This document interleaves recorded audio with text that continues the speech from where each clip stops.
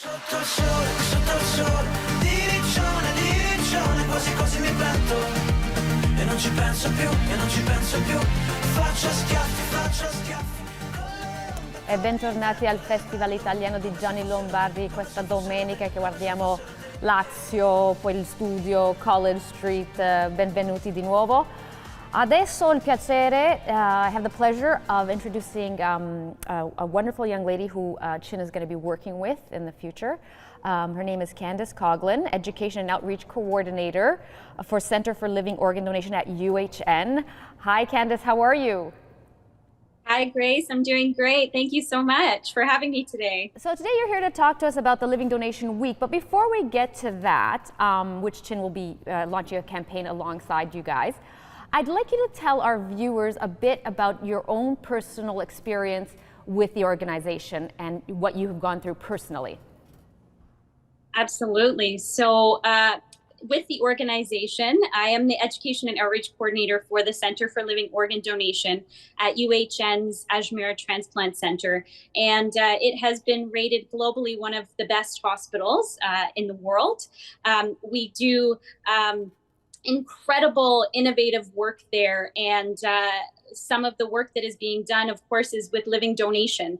And it's a great passion of mine. And I'm very grateful that I'm not only able to join this amazing group of people to promote organ donation, but that I'm also able to do something that impacted my life as well. I was diagnosed as a crash start, which means I had no prior knowledge of knowing about my kidney disease before I was in hospital in end-stage renal failure with basically moments, before something terrible could happen on the edge of death. How old were you? Just let everybody know how old you were when this all happened.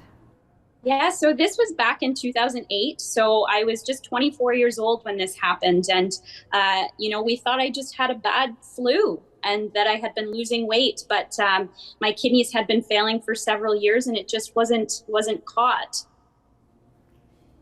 And then, so can you tell us what happened after that diagnosis? Absolutely. So I went in as, thinking I had a flu, and within 24 hours, I had done several tests. And the doctors came in and told me I was in end-stage renal failure, and then I'd be starting dialysis within 24 hours. So that is the treatment for one of the treatments for people who are living with kidney disease and when their kidneys fail. So I did hemodialysis in center, which basically cleans your blood for you, so it does the work of the kidney. And I did that at the time. I did that every day for 4 hours until I got stable. And then I did it 3 times a week for 4 hours in hospital. And after that, I ended up doing peritoneal dialysis at home. So for that, I would hook up to a machine at night, and I would dialyze for 8 to 9 hours at night while I slept. And then I had the day free where I could go to university and work my job and all of that. But it turned my life upside down. I was, a normal 24-year-old, and then I crashed into this world that I had no knowledge about. And it was very difficult for someone my age. So let's lead into the Living Donor Program and what ultimately saved your life and who saved your life. So during that time when I was on dialysis, my mother stepped forward and very bluntly told myself and the entire team that she was going to be my kidney donor. So we warned her and said, there's a lot of testing that you have to go through, but she went through all of the tests, and we were very lucky that she was the first one tested, and she was my match. So in September of 2009, at 9 a.m., she donated her kidney to me, and she saved my life. And now you have, how old is your daughter, and how is your life now? My daughter will be 18 months at the end of this month, and it completely changed my life. I have been able to finish my degree. I have traveled the world with my husband. We've done some remarkable things, and the fact that my mom saved my life twice then gave me the ability to have my child and have this beautiful, healthy life that we have together now. And so that leads me into the question of just how important is living donation? Be it liver or kidney? It's absolutely, it's life-saving. What living kidney and liver donors are doing are saving lives. There are, over 1,000 people waiting for a kidney transplant in Ontario and over 270 waiting for liver. And across Canada, there's over 3,200 people waiting for a kidney and over 500 waiting for a liver. So, every 2 days, a person dies waiting for an organ transplant. So living donors are stepping forward and filling that void that we don't have enough organs from deceased donation. So they are stepping forward and, they're taking that risk to put themselves through these surgeries to save their loved ones and give us our lives back.